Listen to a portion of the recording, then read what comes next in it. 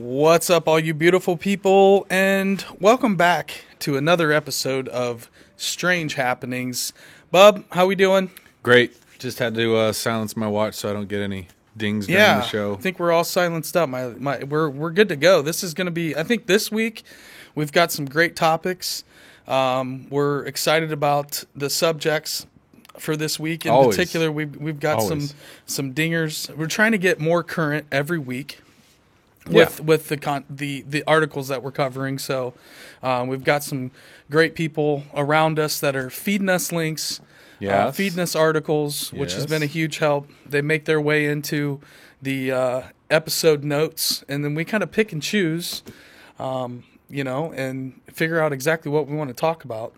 Yeah, and we're still working out the kinks. Yeah, absolutely. But it's all right. We're always plugging away at something. I think we're doing better. We're finding. I don't know. I mean, the process. I feel like we've always been pretty good at just winging it, but I think after the first Strange Happenings, we kind of went, "Oh God, maybe we should try to do this for real, and keep doing this," because we weren't real sure how it was going to pan out. So we just started by giving it a shot, albeit not super well thought out. So yeah, absolutely. We're getting better at it. We enjoy it. We like having the opportunity to do it. Yep, and we have some people joining us. We've got David Burke. David, what's happening? What's up? David, Psychedelic Bodega. That's our buddy. Oh, what's up? Yeah, man. That's Instagram. Welcome. Necro Mechanical. Hey, Necro. What's up, brother? Dude, that guy, we have in here a shout out to Necro. Did we put the picture in somehow that we could? I don't think we did. But that was so major shout out. We've been enjoying the absolute shit out of those images, which I've described as collages of it's like a hieroglyphic of the show. I want to put Man those in the clouds. What's up? I would love to have those images and have each show with those in sequence. Right. Oh, Kyle's bringing it up. Kyle's bringing it up right now. Here we go. Oh gosh, this one. Jesus, and I just watched this movie. Made me chuckle.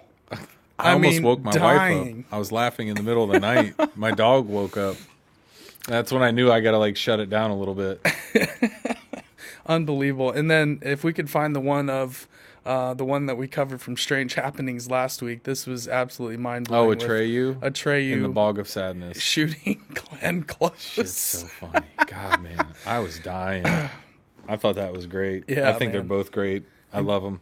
They definitely, I think I told him in a chat, they add a lot of levity to our day. Yep. Because, at the end of the day, we're shuffling a lot of things around to do all of this, and we appreciate everybody. Yep. And these, man, I'm going to make I'm going to make a picture album book of these so I can look back at each episode and I remember that, because it helps me remember so quickly. Yeah. So fast. There's so much information in each image that you go, I know exactly what we talked about that day. That's why I love them. Absolutely. You got Incredible History in the chat. Incredible History, what's happened? Bat Creek Stone is one of my favorite subjects. Dude, right? Section about it in this book he's writing. Cool. That's fantastic. I'd love to talk to you more about that. We've got an episode I've been kind of working on for a while, tinkering away at a research episode, which we haven't done one in a while, on the Newark Holy Stones, which kind of dovetails. So the reason why I wanted to cover this Bat Creek Stone article is kind of lay the foundation, lay a little bit of that foundation for our Newark Holy Stones episode. Sure. And Bigfoot Society. Jeremiah Byron, how about that? Joining us. What's up? Jeremiah, how are you? He's the man. So we've got Necro, Man in the Clouds, Incredible History, Bigfoot Society's with us, and we have Psychedelic Bodega, David. For sure. In the house. I'll take it. I love it. Yeah, super stoked. All you guys are chilling with us right now. Yeah. But we have some new subscribers on Instagram. I'm sorry, on YouTube. Do you have to click to that? Yeah, it just has to get. Oh, there you go. Yeah. So new subscribers: Joni Wilson. What's up, Joni? Iaru 5. Iaru 5. We're not real sure, but hey, you've been on YouTube for a minute. I always check. I'm kind of like, are these bots? Are they real people? Yeah. If you're a bot, you've been at it for a minute since 2007 or whatever it was. So good for you. Russell Claxton, Brian Smith. We think he's a CIA potentially agent. a CIA agent Brian or a Smith. bot, but possibly. That's Bub's going I was theory. Joking. Ann Lee, Matthew, Bodie Fuller, And again, shout out to Necro. Yeah, for doing that artwork and collage and Yes. Yeah, making us laugh our asses And off. shout outs to all you guys for We appreciate you guys. and especially we've trying to let people know on our podcast platforms, because we're not ever really sure if the folks that are listening to the audio versions of the episodes versus, is it two separate audiences? Do we have certain people that are only on Spotify? If you're on YouTube or on YouTube, Yeah, or are do you we on have- audio or are you So, on audio? Yeah, I get it. We Yeah. thought, why not shout out at least the locations and yeah. people Some of the audio analytics. in the city Yeah. and different countries. So Yeah, I forgot all of about our that. listeners, we appreciate the hell out of you guys. Absolutely. As well. Thank you for that. Let's you see know, that list. And first of all, top 10 countries that we've kind of dug into. I didn't think we'd get out of a county. Yeah. Franklin. Right. Countries. Our immediate area. We're our out of state. Ohio? Yeah. So United States, of course, is Yeah, number one. makes sense. Everybody here in the U.S., you guys do this shit. United Kingdom, Australia, U.S. Virgin Islands, Yep. Italy, Canada, Norway, Portugal, and New Zealand. So All places thank I'd you like to visit. to all of you listening across the pond and We appreciate down it. south, North America, South America, wherever you're at. Yep. Thank you for tuning in. We really, really appreciate the hell out of you guys.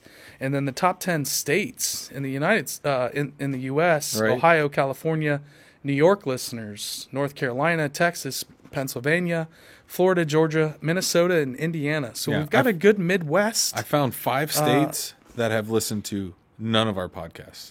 We got 5 states are a mystery, and it almost makes me want to do research on, do those states just not listen to podcasts in general? Right. Or there's no cryptids, and I think it's It North could be Dakota, that. Okay. Idaho, Yeah. West Virginia, which West Virginia's got to have some cryptids down there. I'm sorry. Oh, for sure. Rhode Island. Yeah. And I want to say But it was West Virginia Vermont or Has New a lot Hampshire. of good It's like podcasts. adjacent to Rhode Island. Paranormal podcasts in Virginia. So I think we're No, West Virginia. right. But West Virginia has a lot of cryptid podcasts, like Wild and Weird West Virginia. There's a lot of people doing It's a lot saturated, of things. Mark, and you're- maybe I don't know. see what you're saying. But yeah, That's there's okay. a lot of I great understand. paranormal shows Yeah. from West Virginia. So We're like Napoleon Dynamite at the dance. We're waiting. yep, absolutely. Time after But time. hey, man, that's shout outs. You want to get going Shout-outs. on these topics? Let's absolutely roll. All right, let's Yeah. do it. All right, let's get into this. We're going to dive into some stuff just right off rip. And like Mikey said, a lot of it comes from, previous shows as well, that we kind of keep building off certain themes. And, obviously we keep following them as they play out in front of us. So that's Yep. kind of the point. So this first one is from Good News Network. Good And news. A lot of people have covered this. There's the Nazca Lions are kind of been in the news lately. They've got some teams and universities down there really studying the Nazca Lions. The problem is it's on this high plateau desert in the middle of nowhere. So to cover all that area, Put Burning Man and down there. all that land is incredible. So I'm glad they've got people down there in Peru, and Chile, Peru. I think it's in several different countries. It's a giant area. Yeah, I'm not real sure of the exact location of all the lines of Nazca. I know they're in Peru, but Yeah. So this is Yamagata University, and the images that you're going to see are credited to them, and then drone footage as well. So it says, in a major archaeological discovery, a team of Peruvian and Japanese researchers have discovered 168 new geoglyphs in the ancient Nazca Plain in Peru. Near to the enormous glyphs that remain as mysterious as they are famous, found 2 years of aerial surveys, their discovery led to the creation of a new archaeological park to protect them. That's fantastic.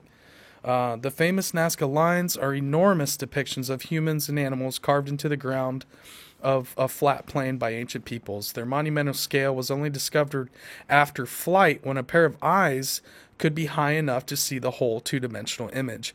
And again, that's like huge part of the ancient aliens theory. Oh, they built all these things. They can only be seen from the sky. Why would they make them that giant? And it's like the little alien guy on the side of the mountain is very famous. what about we just did the episode, I think it was last week, where they had the Dark Zone cave art. Yeah. You couldn't see it. You couldn't even get a perspective. Kind of a similar thing. That's what I'm saying. Huge, so what I'm saying is, talking about. I know I've kind of been a fan of the Nazca lines. That you're right. There's only one way you could view this, is from above, and that's not necessarily true. Yeah. Because of the dark zone cave art, that makes me kind of question it now a little bit. Like, does it have to be? Because clearly they could do it in the dark in a cave on their back. Is it really necessary? Was that what they were trying to do? Maybe it's not. Maybe it is more beneficial to observe, just like the cave art. Right. I was like, it would have been more beneficial if you would have done this in a space where you could observe it, obviously. It's but not pitch black, right? The thought remains the same. You're trying to immortalize that image somehow. You're trying to preserve that effigy somehow. Right. So that's a little thought that kind of just blew up in my brain there. Exactly. No, it's appreciated. So the originals measured hundreds of yards, but the new discoveries are smaller. Jorge Olano, head of archaeologists for the Nazca Lines research program, said the new geoglyphs average between 2 and 6 meters in length. So again, they're not big enough. So like 6.5 to almost 20 feet to be seen from the sky. Right. You could be on top of a big hill, up above just slightly, and look down and see something. What if it was just like old markers for like, hey, here's a town. Here's the big city of giant monkey on the side of the hill, or giant spider, or whatever they were making in the design. Yeah, and really, like how they made them was just removing the darker stones from a certain path. So it's not like they're really well. It's because it's so carving arid. them out. Yes. It's so arid that there's nothing changes really. Like it's just preserved that way. Like the color of the stones, like the ground itself. Once you kind of, it's like etching it into the beach that the wave never comes to wash it away. Yep. Right. Yeah, and they're just kind of like a negative image. The lighter part of the ground is what highlights like an the overall image structure. So they're removing Jeffrey Wilson. These dark stones from essentially the path of the design to then what reveals a lighter color of earth below. So then that's what makes the Nazca lines. Right. So again, they're not carving them into dirt or sand, so they just stay around for hundreds or thousands of years, or however long these things have been around. There's a lot of theories. they say an age in here at some point, I'm sure. By 2018, the team had identified 190 geoglyphs by collecting images from aerial surveys. Previously unknown geoglyphs discovered by the Japanese-Peruvian team are believed to have been carved between 1000 BC and 200 CE. There you go. Okay. They depict humans, camelids, such as llamas, alpacas, and birds, orcas. That's wild. That's interesting. Felines and snakes, and sometimes they can almost look childish, like... Yeah, I'm watching the video of the flyover. It's kind of wild. Yeah, so... Those are so wild. The hummingbird one is nuts. These little ones look like little kids. Mm-hmm. That's what they're saying, yeah. So what if it's little kids that did it? What if it's little kids that were watching the adults, or the adults are trying to teach? Yeah, it's like a school. It's art class. Absolutely. That's like old that world makes finger more painting sense than anything. Right. But yeah, I thought that was cool. There's one that looks like a spell. That's great. A bunch of new. I don't know if we're playing the video back. I still have the slide deck up, but there it is. Oh, cool. Yeah, it's really cool, isn't it? Yeah, those are beautiful, dude. Wait till you see the little ones, though. I think it's like about a minute 20, minute 30. Yeah.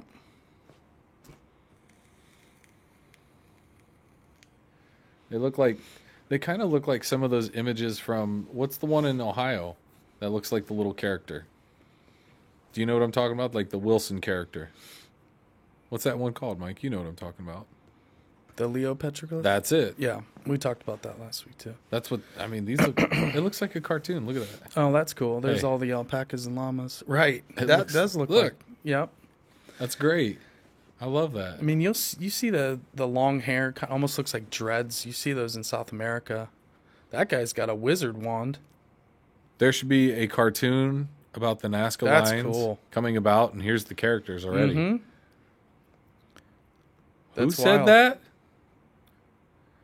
Is there the archaeologist talking underneath this video? What if for viewing when Peruvians were remote viewing astral projecting? What if race car drivers made them. Yes. Necro, thank you. That is...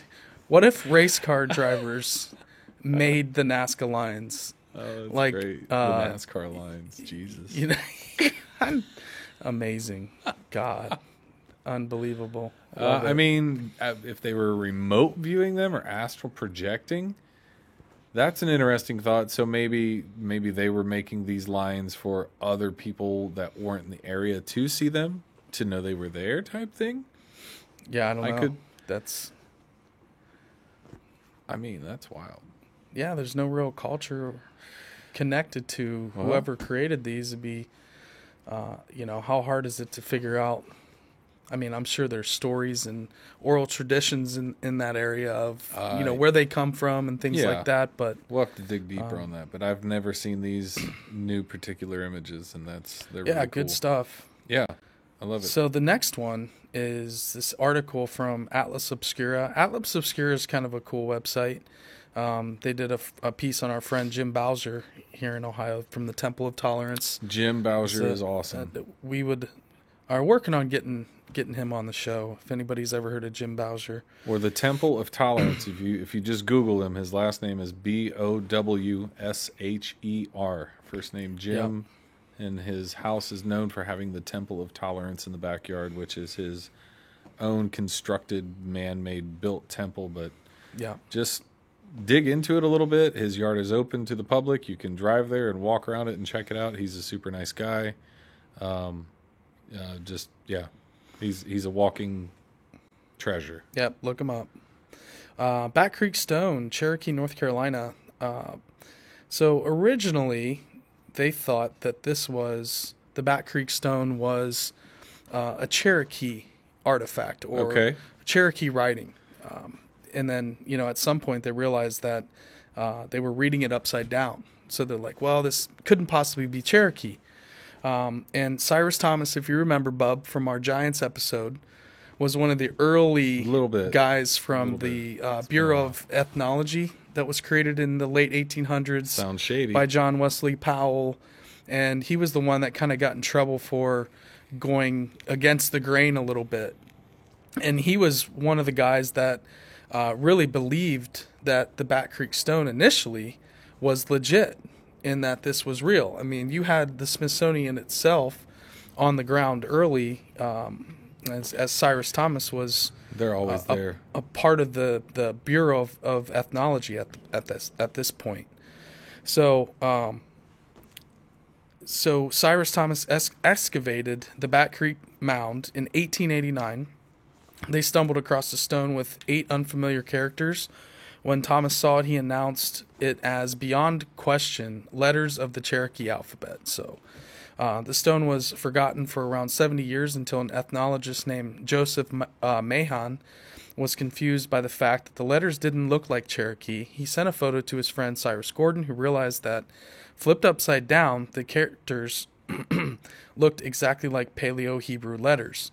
So this photo is credited to Scott Walter. Scott Walter is from America Unearthed. Okay. They did an episode that was with the Newark Holy Stones, the Bat Creek Stone, where he, as a geologist, wasn't studying the language. He was know where you're going with this. The authenticity of it. Right. The inscription itself being old. Right. You can look at the age of the rock. So the interesting thing is, if you see this image, that you can see these 2 scratch marks above the kind of X with the S and the whatever. On the upper left-hand side of the image. If you look at these scratches, which when he analyzed this, he's like, well, this is a good thing because I can compare the two. So when you look at the stone itself, the facade of this tablet has been polished. And where the polishing, you can actually see on the edges of the primary inscription where Cyrus Thomas pulled it out of the ground. It had this inscription, but those 2 scratches at that time were not there. So nobody really knows when these scratches appeared. But if you compare the scratches on top to the characters, those characters show age by the weathering of the chipping of the stone. Sure. going down into the rock, and you can see where the edges have been polished. And so, in his opinion, this artifact is real, is legit. And so that's from a geology standpoint. Right. So mainstream archaeologists is that this tablet in the Newark Holy Stones and some of these out-of-place artifacts, there's another one called the mound in West Virginia. They pulled, I'm drawing a blank. But it's a similar type of mysterious tablet that looks like ancient Phoenician. This appears to be ancient Hebrew, so some kind of proto-Hebrew language, which is really odd. I mean, they're finding these in, Native American mounds. I'll bet they found tons of them. Right.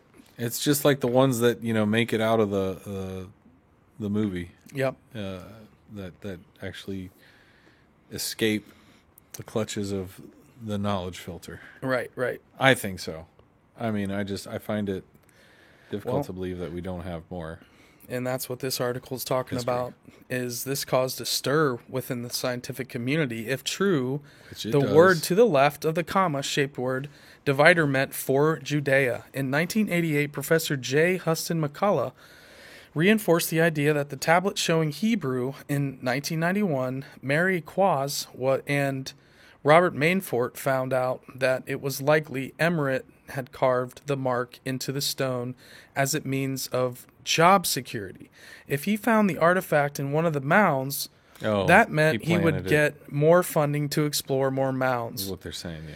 And so you can say it's a fake, but if you have geologists that are looking into the inscription itself, you can actually age markings in stone and get a sense of how worn those patterns are. Oh yeah, and absolutely. So without understanding like a bigger picture, you really can't say this is fake. You can. It's hard to say anything unless you were there to see it happen. But Cyrus Thomas was a part of the Bureau of Ethnology. Like he's on the ground pulling this thing from his team. Yeah. And so. I'm just saying, who knows? Because apparently it's no longer, nobody knows where it's at. Yes, and that's the other thing is this artifact has disappeared. How does that Nobody happen? knows where it's at. The How's original. That happen? I know how that happens at my house, but how's that happen with a museum or somebody that is the steward of this artifact? Right. Where does it go? What'd you do with it? Use it as a door stopper? Yep. So. In 2004, Mainfort and Quaz discovered a Masonic reference book from 1870 that had a picture nearly identical to the Bat Creek inscription. This eliminated almost all doubt that the Bat Creek inscription was fake. So the stone was in the possession of the Museum of Natural History until 2001. Then it was loaned to the McClung Museum in Tennessee from 2002 to 2013. In 2015, it was moved to its current location at the Museum of the Cherokee in Cherokee, North Carolina. As of January 2023, no employee at the museum has heard of or seen the stone. Although the museum is still well worth the visit, it appears the stone is no longer housed there. So just another one of these things that are just, have disappeared. And no one can do any further research. Just conveniently, it's gone. So will we ever find out? Who knows? It's gonna be a tough one. If you don't have the artifact, we can't research it. I don't know. I mean, it's kind of rediscovering a discovery that's already been made. Think of it like you pick up a shell on the beach as you're walking. You might hold on to it and think, oh, this is a great shell. I'm going to hold on to this. And then you keep walking. I don't really need this. You throw it down. Somebody else is going to pick it up later. Maybe we go try to find the Bat Creek stone. Jesus. I don't know I don't have the investigatory skills for that. Get the internet sleuths on it. You hear that out there? I feel like I'd be Owen Wilson from Zoolander trying to get the files out of the computer type moment. That would not work out well, me investigating. I don't know, maybe. You point me in the right direction. Next article, this is from the Debrief. So this is kind of piggybacking off of our conversation last week where we covered the AARO and the Pentagon UAP report, the Pentagon reports, and really just kind of discussed that the report was out, how many sightings there were. Micah Hanks from the debrief went in a little bit deeper, so we're just going to go over a little bit of some of what was in those documents. Right. But around 170 sightings and cases that, I think there was somewhere around 500, but they were able to whittle it down to around 170 that were right. Go through them and that were odd and unexplainable, if you will. Right. So balloons, whether it's comets, whether it's whatever, and the UAP now stands for Unidentified Anomalous Phenomenon, which is one thing that this report kind of clarifies too. It's so on December 16th, Pentagon Media Roundtable event, Ronald Moultrie, Undersecretary of Defense for Intelligence and Security, openly referred to the range of phenomena being studied by the All-Domain Anomaly Resolution Office for the first time publicly as unidentified anomalous phenomenon, rather than unidentified aerial phenomenon. And the UAP included, we talked a little bit about this, the submerged and the transmedium objects, the unidentified phenomenon in all domains, whether it's in the air, ground, or sea, space, pose potential threats to personnel security and operations security, and they require our urgent attention. So this is something they're taking pretty seriously. One thing they did find was this kind of weird section where it mentions health implications with contact or encountering UAPs. I mean, we've heard that before from other stories and people that have claimed to either be near UFOs or touch them, getting burnt or they radiation, put it in Close Encounters poisoning. of the Third Kind. That was the whole Ron Howard, burns the side of his face. Right. And, I've heard other stories of like tail lights melting on cars. Yeah. So it's generating some kind of heat or energy. Right. Maybe you don't feel it at the time type thing. Right. Radiation burn.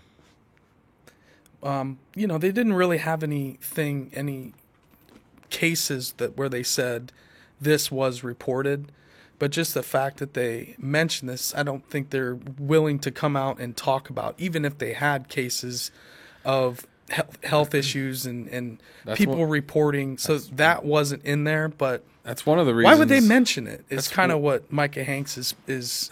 That's one of the reasons they say that they don't, the government or they or whoever. That's one of the reasons or the ideas of why there's not a full disclosure is because they have known about it and people have been affected by it, or we do have the treaty where it's like, yes, you can study us and take samples, and who knows? Right.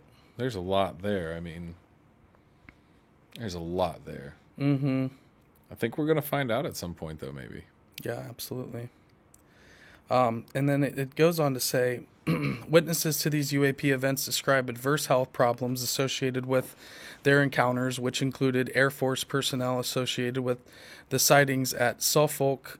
Although Cash and Landrum were civilians, their ongoing health problems were also reported in the U.S. Air Force. So he's given examples of like Rendlesham Forest and some of these bigger cases where we talked about, Rendlesham for sure. That was what I was thinking of. Yep. People had some kind of, effect from being around either the craft. Right. But in this Appendix C is interesting. The classified report probably says a lot more about range Fowler incidents. In Appendix C of the unclassified report, which features an index of key terms, the first term, range Fowler, denoting a term used by U.S. Navy aviators based on observations of UAP interrupting pre-planned training or other military activity in military operating areas or restricted airspace. Curiously, Appendix C states that so range Fowler is defined by basically a UAP interrupting some kind of training exercise. Mm-hmm. So if they're out there flying around and something shows up, this falls under this Appendix C.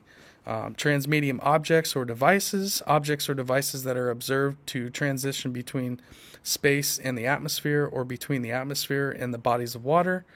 Unidentified aerial phenomenon, UAP, airborne objects not immediately identified. The acronym UAP represents airborne objects. And then an event, UAP incident, and UAP report. So they're just kind of laying out what the process is for reporting these things. And this report uses the black vault they talk about. Although, let's see here, to understand what's going on here, we need to reference the classified version of the original 2021 preliminary assessment, a heavily redacted version of which later was obtained by researcher John Greenwald of the Black Vault. Although absent from the original public report in 2021, the classified version featured an entire section on range Fowler incidents. In likelihood, the classified version of the 2022 report that the public has not seen probably does too, which the possibility unintended inclusion of the range Fowler in Appendix C strongly hints at this. So it's just wild to see these official reports, and they're still trying to hold some of the information back. But of course, it feels like more and more is just coming out in these official documents. So keep an eye on this stuff, guys, because we've heard that 2023 is going to be a huge dump of information, and already I feel like it's shaping up to be that. It seems like it's starting to kind of trickle along. Yep. So thank you, Micah Hanks, for that, kind of digging into some of the finer details of these documents that are coming out, and actually getting some definition around some of this stuff. And their terminology is fascinating. And then I think it's cool that they're actually trying, well, cool or wild, again, that where you had to be studying this at some level already. You have all this broken down into these different, contextual formats of seeing it, like an event, like this. It used to be a flap, right? Or different terms that have already been sewn into the language. Yeah. Why are we? Did it need to be expanded upon that much, or they're defining it in terms so as they can report it, it falls under these categories of this Appendix C. So then they can file it away as transmedium, file it away as some sort of encounter. I get that. I'm just saying again, how is this just now starting? Like, it's not. It's just public. Yeah, well, they've had these programs. You know that. We know that.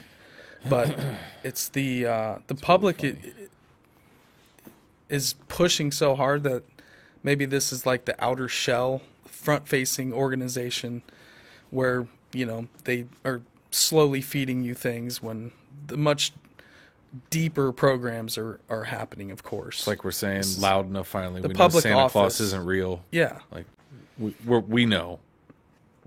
You're going to have to tell us something.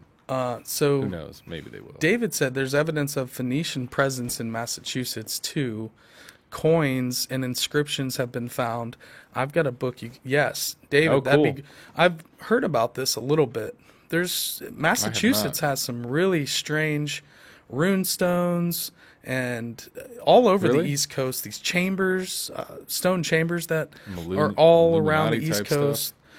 Just they look like Celtic, like ancient, like stuff you would see in Ireland, things you would see in the UK that you find on the East Coast. I like that. Chambers and some of those kind of things. But yeah, I'm down with that. And Necro says under the Vatican with all the giant human bones the Smithsonian made disappear. Right. Yeah, those are just in dump sites. Apparently, that's where all the bones are. Flux capacitor, what's happening? And, dude, we got everybody hanging out tonight. This is great.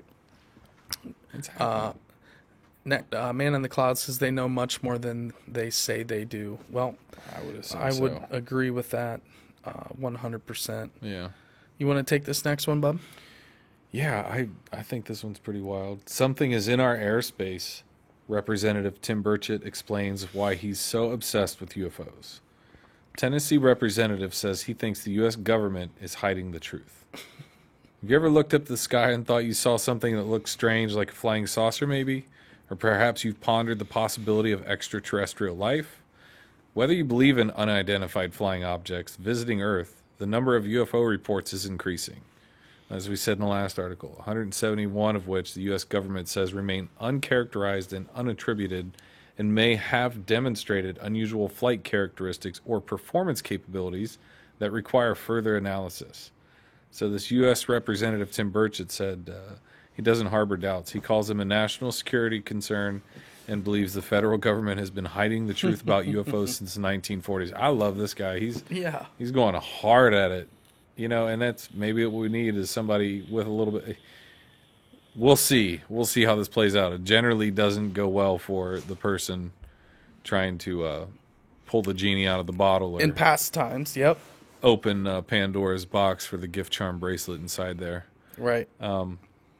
He says, quote, "What really is concerning to me is that something is in our airspace that we have no control over, that we have no idea why it's there or what it's doing or where it came from. And to me, that is very concerning from a security standpoint." And that's a good point. You know, if we want to talk about UFOs and UAPs and we go, well, it's Russian or Chinese or this or that. No way. And this is why I say no way. If you had that ability and you had like airspace domination, you're not just going to start taking over the world. I think we would do that if we had airspace domination. It's just what power does. Power wants more power. Right. And absolute power corrupts absolutely. So whoever gets that power, I don't think it's ours. That's why I don't think we're ready for it.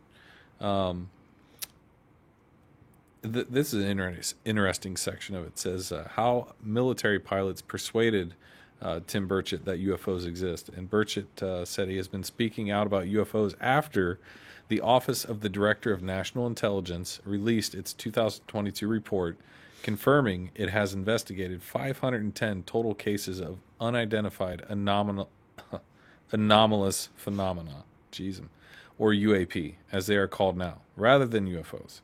Since June 2021, a total of 247 incidents have been reported, many of those filed by U.S. Navy and Air Force pilots. So we're talking, you'd think you're credible if you're flying a fighter jet. I'd hope so. You got to pass a certain level of scope to drive a car, right? There's a really high one to fly a jet, so, or whatever you're flying for a military service, I would think. But it says many were determined to have been caused by drones, balloons, weather events, airborne plastic bags, or even birds, right? So that can happen. But 171 just were simply unexplained. And this isn't the first time Burchett has been open about this topic. He has long believed the government was covering up knowledge about UFO sightings and otherworldly aircraft technology and materials. Quote, "I get it. People will talk down to me and they'll make fun of me and make comments about little green men," he told Knox News. "But I've had people that are actual pilots that have shared photos with me. Military people that, at one time, had some pretty good credentials." I don't know what at one time, does that mean they're former military? Or if they have sullied their credentials. I'll have to look into that further. But also, quote, "I've met with scientists, some of the top people in the world, that tell me we have extraterrestrial aircraft in our airspace on a regular basis." He encourages people to watch the Tic Tac video and others recorded by military pilots and released by the Pentagon that depict flying objects inexplicably moving at incredible speeds, quickly spinning and changing directions, and mysteriously disappearing. Yeah, that's true. We've seen that in videos. Why Burchett believes the government is covering up the existence. He said, "I just think open records are the best thing for any kind of government. I think the more secrets you have, the more it creates corruption and other things. The Office of the Director of National Intelligence report does not specifically reveal any decades-long cover-up of UAP material or knowledge. In fact, it states limited data on UAP continues to be a challenge.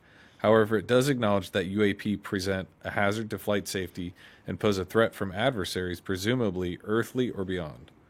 Multiple government agencies, including the Department of Defense and the intelligence community, are working together to collect and analyze UAP data.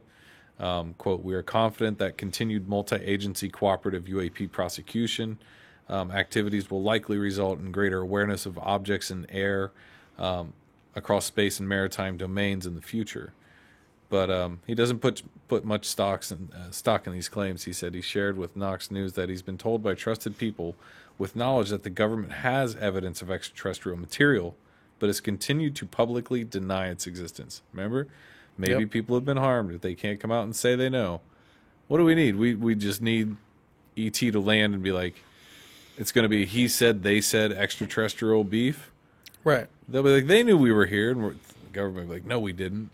Is that what's going to happen? They're going to come down and be like, don't act like you don't know me. Don't bro me if you don't know me. Don't bro me if you don't bro me if you don't know me, E.T. Sorry, buddy. What's next? According to the federal government, our little minds just can't handle the truth, and that's that arrogance. He said, I just don't buy that. With added whistleblower protection for those who report UAP sightings and information, Burchett is hopeful more people will publicly come forward with information.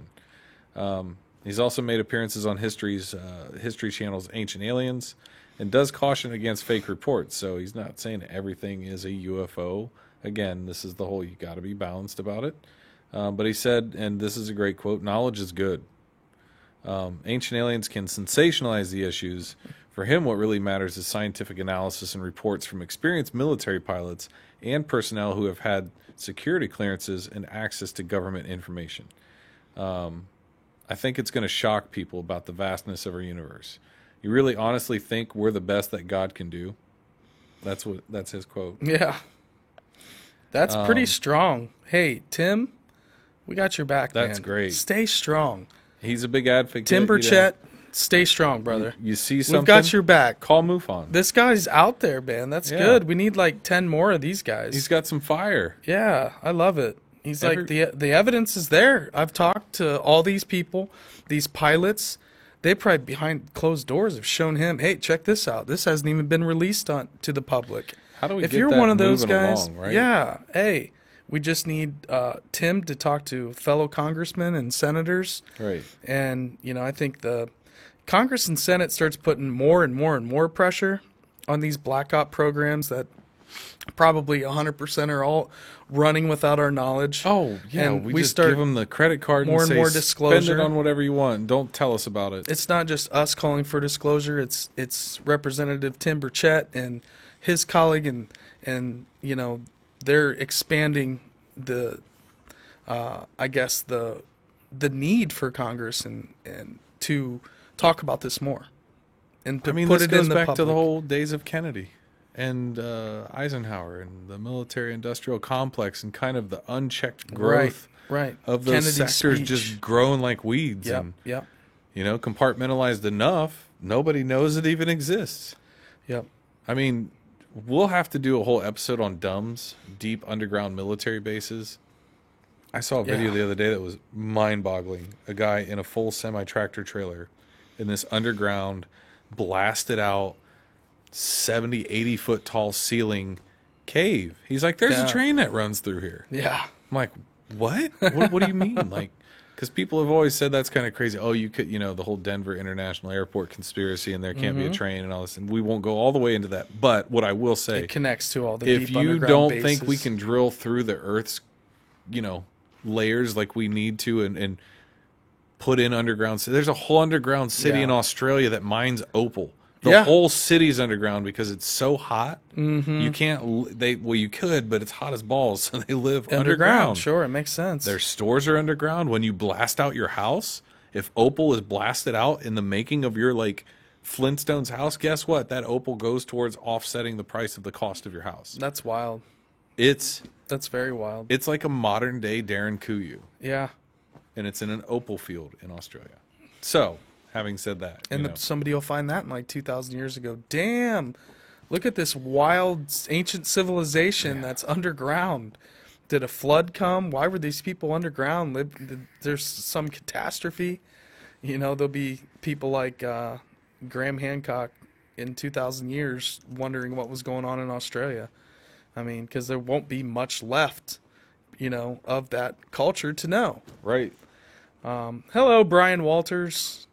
Elon's putting roads under the ground. Yeah. Yes. There you go. The boring tunnels. Uh-huh. And do you know why? Those are like high-speed bullet cars. There's no air right? resistance. Mm-hmm. They make those Like tunnels on like a magnets. vacuum, so when you're driving... No, you don't drive through it, actually. Yeah. The boring tunnels ideally would be like you getting on a subway, but in your car. Yeah.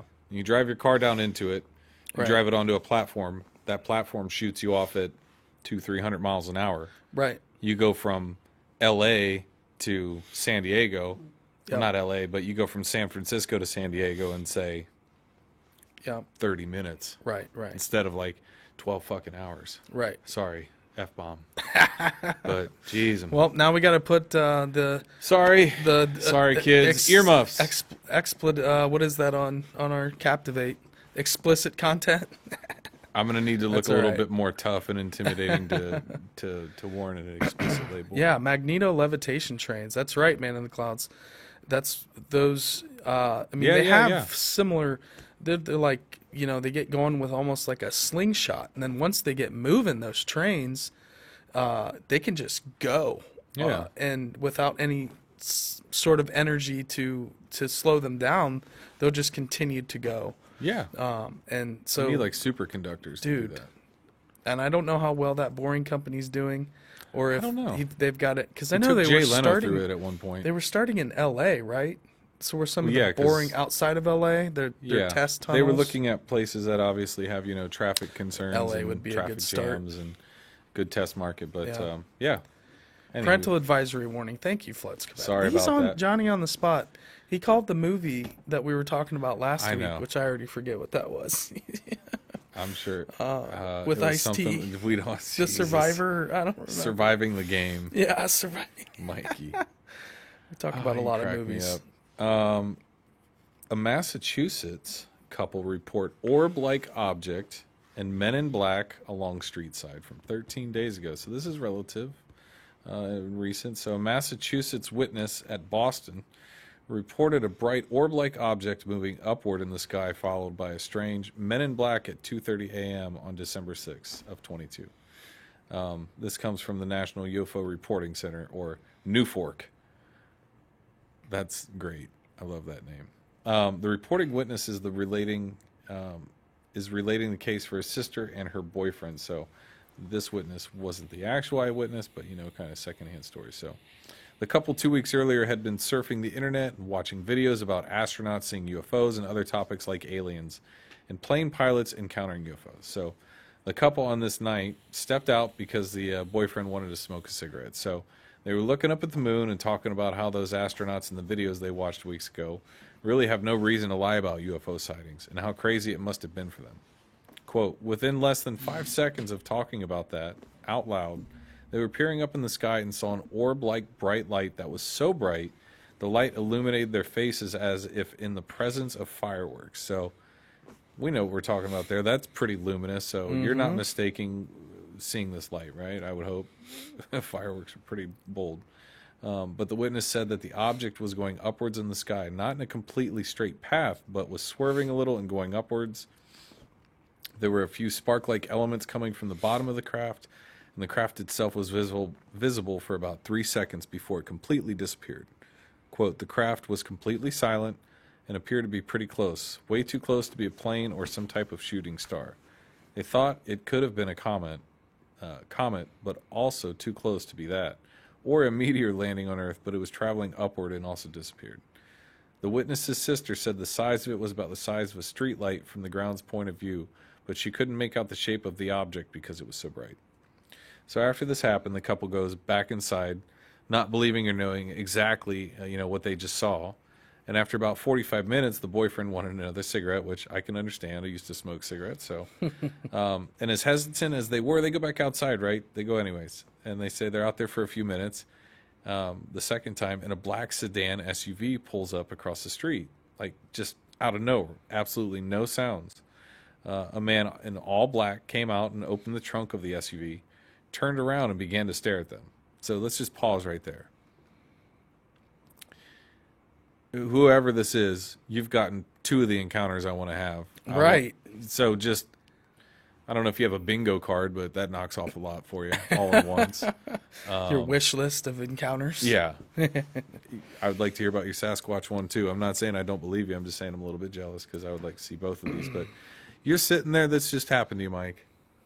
Especially if they're like the weird android. SUV shows up and does this to you. What's the first thing you do? I just want to...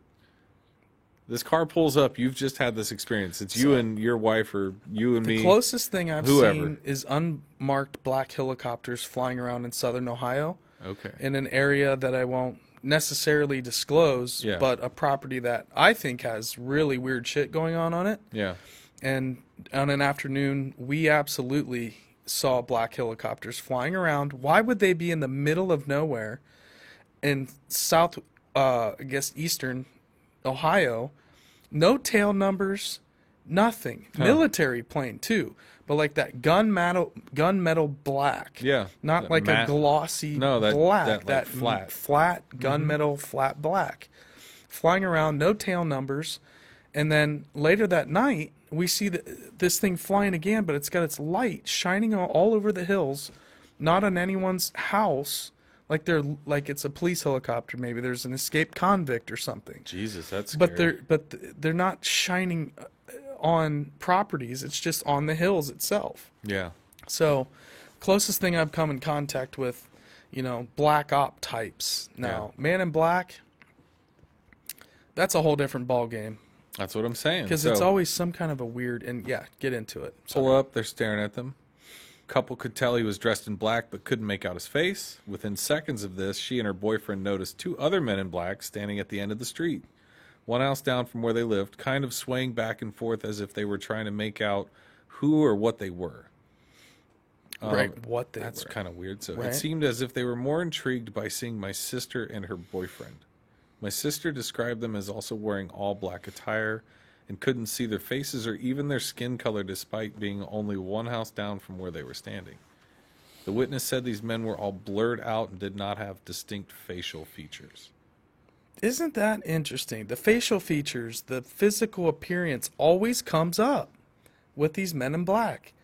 It's like there's some kind of robot hybrid sometimes where they're all awkward and mechanical, or their facial features are stuck in some way. It just seems that they're trying really hard to not be memorable. But they're being memorable, but there's no, because they're so weird. They're being memorable, but they're... How do I want to say this? Like right now, if I could scramble my face in front of you, right? Like you'd see it scrambling. Like you'd be like, okay. You'd be like, that's great. But like if I walk down the hall looking like this, you would never know it's me. So maybe they have some kind of defense or cloaking mechanism that they kind of kick on. Right. Whoa. What up, Max? What's up, Max? Hey, Max. It's by the way. So Man in the Clouds, black helicopter. So funny you say that, because I know some folks that we know out at Serpent Mountain have always said there's military flyovers out there, right, all the time from Wright Pat. I've never seen one, but I would not. You get jets, whoosh, like really? Flying real low. I've been out there when there's been some like really low flyovers in that area. But yeah, you'll see all kinds of weird military aircraft out there. 100%. You would think that. You would think they wouldn't do that. Yeah. I don't know. Maybe I'm naive to the fact where they do and don't fly jets. I mean, I always think it's really cool when I see one. But Tom did mention that there was some kind of a test path that goes through there. That's like literally right that through makes sense, all that. Because when you are flying a jet, I mean, you can't just... It's nowhere. Middle of nowhere. Can't just turn on a... what I'm saying is where they're coming from and why they're taking that path might be their trajectory is just routed out that way, especially if you're really cooking. Right. But anyways, the witness's sister, the encounter kind of gets more and more creepy, though. Like, it's already creepy, but she said the scene gave her a very fearful and like ominous impression. She said as soon as that happened, she grabbed her boyfriend's hand and sprinted inside the house, fearing that if she wasn't physically touching him, he could have mysteriously disappeared somewhere behind her as they were running. What kind of an encounter gives you that feeling that somebody might disappear? Right. That's really strange. She said she was unable to sleep, couldn't turn off the lights, didn't feel safe being alone for a while. Police were contacted, but they basically told the couple that they only take crime reports and not UFO reports. There were no images included. Investigator might check the date and time with local police to see if there were men actually chasing or casing a nearby home for a robbery. Perhaps they were eyewitnesses to a crime rather than Men in Black. In pop culture, in the world of UFO conspiracy theories, Men in Black are men dressed in black suits that seem to be government agents, often harassing or threatening UFO witnesses. The idea spawned the popular 1997 film of the same name starring Tommy Lee Jones and Will Smith. Actual reports of Men in Black were more popular in the 50s and 60s, and very few recent reports have been filed. That's kind of a strange thing, too. Mm-hmm. Why were they so prevalent back then? And then just kind of, do we just not notice them anymore? Are they better at blending in? Is that why maybe if it's a more recent account like this, it's not just that they're in this aesthetic, but also like their facial features or whatever weird robot suit they're wearing. Can't eat Jell-O. They don't know how to use pens. Right. They're fascinated Simple by objects. I get fascinated by little things. Don't get me wrong. Like a good back scratcher is enough for me. Yeah. That'll have me for hours. Right. How couldn't it? Yep. Oh, by the way, yo-yo, a slinky. We have a Ron Father with us. Ron Father. Ron hello. Father. Ron Father, bless thee. Hey, what's up? Flux capacitor, sea military craft. Okay, that's gone. I think he's going to update that. Thank you. Okay. So this article, Roger Marsh, newsbreak.com. Is there anything else on that one, Bub? No, that's that one's it. good. So big takeaway from this article was there's a bunch in that one. A more recent Men in Black, like we were saying, Mothman prophecy. It seems like the 70s, the 80s, 50s, 60s were. It's kind of like clothing styles. A lot of the stories of the Men in Black come from that cyclical. era. You don't really hear about it, even with social media and as much information as we have. It doesn't seem like you're not hearing about reports of Men in Black.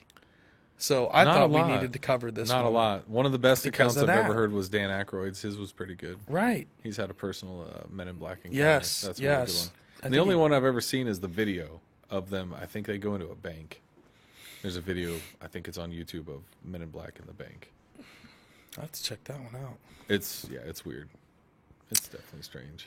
This last one here. So we got Bigfoot spotted, Washington State Department of Transportation. So this is, basically the government agency in Washington State that handles all the roads and probably highways. And so you have Washington. Could it be real? Well, the Washington State Department of Transportation thinks it has spotted Bigfoot on its webcam. In a tweet out on Wednesday, WSDOT East said, Sasquatch spotted. I'm not superstitious, just a little stitious. Have you noticed something strange on our Sherman Pass SR20 webcam before? If you look closely by the tree on the left, looks to be something, might be Sasquatch. We'll leave that up to you. And that's from his tweet. And it's a pretty interesting image of this thing standing in front of a pine tree. It looks like it's either walking, almost like it's behind the tree, looking out around it, the opposite direction, or it's standing in front of that tree as to be camouflaged. So you know what I think maybe it is? Yeah, go ahead. I think it's not a Bigfoot. I think it's one of the cutouts. And I think somebody put it in front of that tree. It looks very two-dimensional. To kind of LARP people, to get them into hiking up there to right. whatever. 100%. That's one theory. The other theory is if you look at the original picture and how they've enhanced that outline of that portion. Mm-hmm. I don't know if it's part of the tree. Right. I also don't know how tall it is.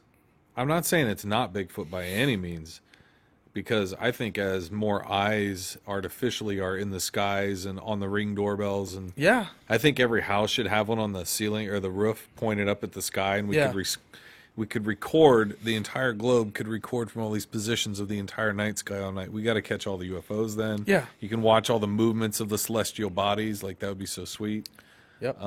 But I think as we get more tech out there, yeah, and as we just as a species, we're more abundant and we're out and hiking and whatever, and that really happened with COVID too. That got people out more too. Mm-hmm. Maybe that's why there's such a renewed Dogman and Bigfoot as well. And I think you're right. Huh. Yeah. There's a lot going on. Yep. A lot of people The heat have. just keeps getting turned up. Absolutely. Or drone footage. Now, how did they catch this? Webcam. It's a trail cam. So they have at Sherman Pass and SR20, Okay. State Route 20. So again, another government agency talking about Bigfoot. We talked about it on the first Strange Happenings episode ever. Right. When or the second one, where we discovered the Ohio Department of Natural Resources We're stalking here in deer. Ohio were creating a series of Bigfoot videos, informing people on what to look out for. Yeah. They did a whole series on video series, right. John Hickenbottom, right. on the legend and so forth. So here we are, another state agency. Well, in LBL was getting into the conversation about Bigfoot. DA was saying there was deer that was brought into the northern part of LBL. Yeah, but you couldn't hunt them. Right. It was like, why? They're food. Right. But not for us. We're not allowed to hunt them. Right. Missouri, the government of Missouri was stocking the forests for cryptids potentially, I think is what he was alluding to there. So, another week of strange and interesting things we found online. And I think that's pretty much it for us, right, Bub? That's it for the headlines. Yeah. All good on the headlines? Nothing else you want to talk about? Nothing else on the radar. I think that was all we had. Now, I don't think we have anything else. What would we have? We had a new podcast audio episode come out. Yeah. Monday from previous with Thomas Johnson. Thomas Johnson's episode. Audio. Yep, Thomas Johnson's dropped this week on all podcast platforms. Yeah. That was been a really popular one here on YouTube, so we were excited to get that out on the audio form. Yeah. The Serpent Mountain Impact Crater mini doc that we did DVD tour, is doing really well. People seem to be enjoying that. Yeah. Our episodes with Jeremiah.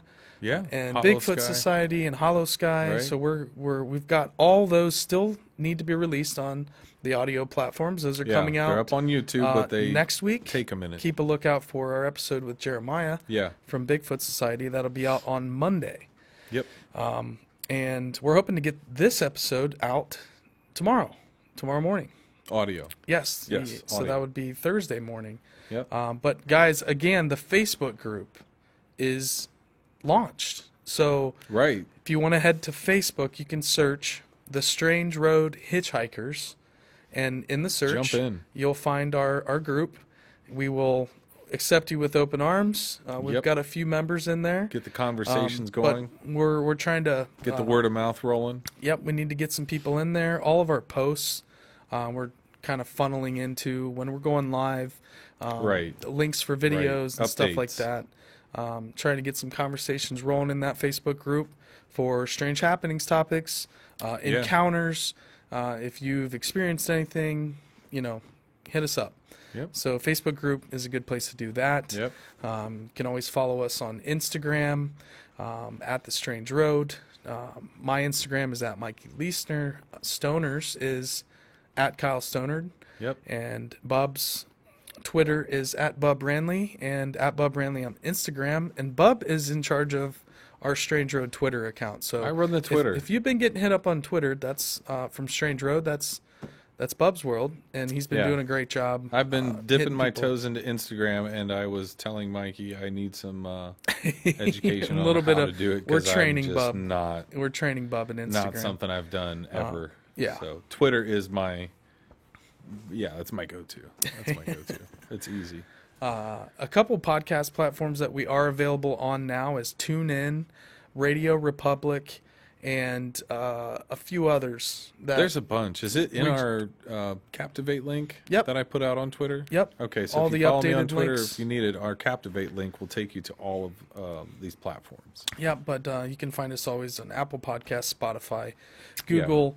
Anywhere and everywhere. Anywhere. Now we're pretty much on everything. So if there's trying to cover all of our bases, a way to follow us and rate us, Spotify and Apple, that'd be awesome. 5 stars or bust. 5 stars, baby. On the rating. If you don't like us, don't bother rating it, I guess.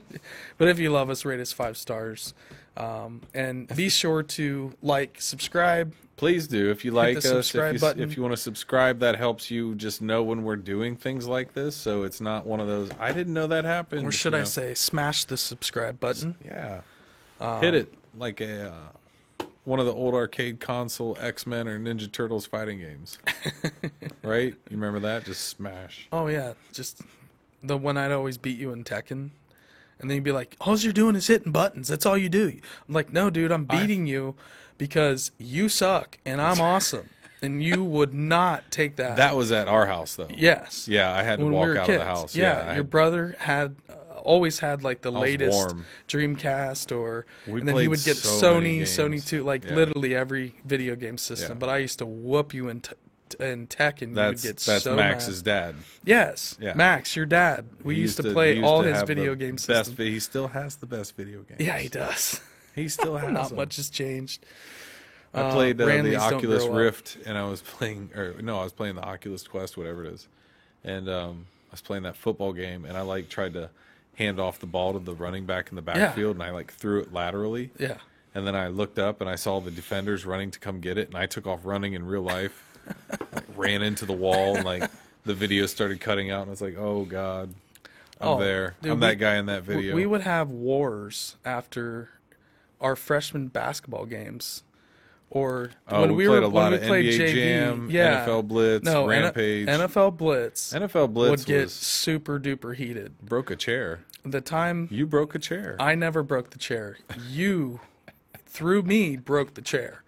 And then, okay, well, here's the you ran the ball back on me 3 times in a row on an onside kick. Pretty great. Because you knew the cheat code on how to do that. Yeah. Then I kept coming back. Yeah. Last minute, I scored on you with 10 seconds to go. You scored on me with 2 seconds to go. And then beat me and then decided to air hump me on the chair. I was leaning back, and those little, whatever, they were your dining room tables. A little wooden desk chair. Yeah, and I was going, no, get off me. And then I kept backing up fell and then back. It fell over. The whole chair just collapsed. It was like a And stunt your mom and chair. dad run in. What happened? What's going on? Mike broke the chair. Without skipping a beat, I get blamed for the chair and look like a complete fool. God, I'm laying there on the funny. ground, the chair's in pieces. We used to always get done with basketball practice on Saturdays. And it'd be freezing out, and it'd be winter, and we'd go play Blitz. First, we'd go to TJ's, and we'd get candy. Yep. And sodas, and then we'd go home and play Blitz for a while. Dude, I mean, I could never beat you in that game. God, that game was good. Anyways, we're signing off. Another episode of Strange Happenings. Thank you for tuning all. in. Thank you. Yeah, thank you to Kyle. Thank you to Stoner behind the scenes. The wizard on the ones wizard and the twos. in the ones and twos, hitting all the buttons. Making it smooth for you. Yep, absolutely. And we do appreciate Disbro coming down the last few weeks. Absolutely. Helping Matt us out with the Disbro. audio. We've got a couple little toys that we're going to be rolling out in terms of our audio setup. So I'll be excited to see when that happens. The audio's getting better and better. We're getting stuff dialed in. Anyways, I'm Mikey. Bub. That's Bub. And thanks for hanging out. Yeah. Later, Bye-bye, guys. everybody.